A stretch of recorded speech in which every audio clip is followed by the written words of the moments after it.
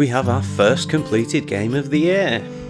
As mentioned in the last video, I was starting with Unpacking, and this was polished off in a couple of sessions.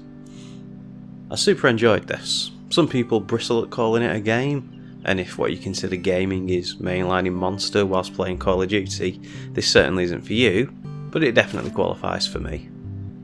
It helps that I'm the same age profile as the character. Although it's not explicitly stated, very little actually is.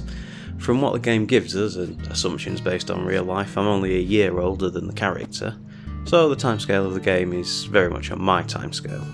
Unlike many players on Reddit, I didn't struggle to identify the GameCube, for example. Speaking of identifying items, despite the game's pixel art style, almost all the items were identifiable, even if not exactly. I might not have recognised what each Blu-ray was, but I could certainly tell that it was a Blu-ray. It's reasonably lenient about where things can be placed, and although it doesn't tell you what is misplaced until all boxes are unpacked, due to my placing things as they come out approach, I didn't have a marker for what was wrong until right at the end of the level. Very little was in a place the game didn't like. The only frustration I had was with one particular item, which annoyingly became the final item I was placing in the game because I couldn't for the life of me figure out where it lived.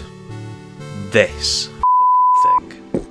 I'll not say what it is since Joss considered the picture of it where the game accepted it as being a spoiler, but here it is on its own.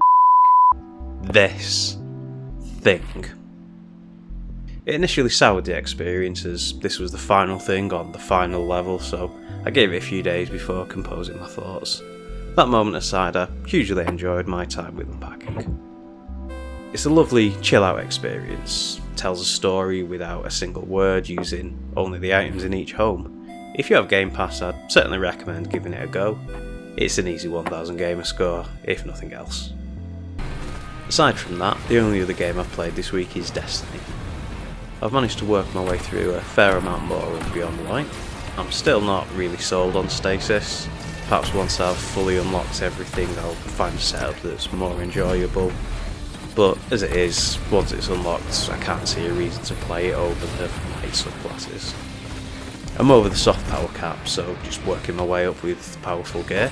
I don't know if I'll actually make it to the hard cap since I'm trying to play an entire year's worth of content in less than 3 months, so I'm not doing all the activities I could to get to the maximum power.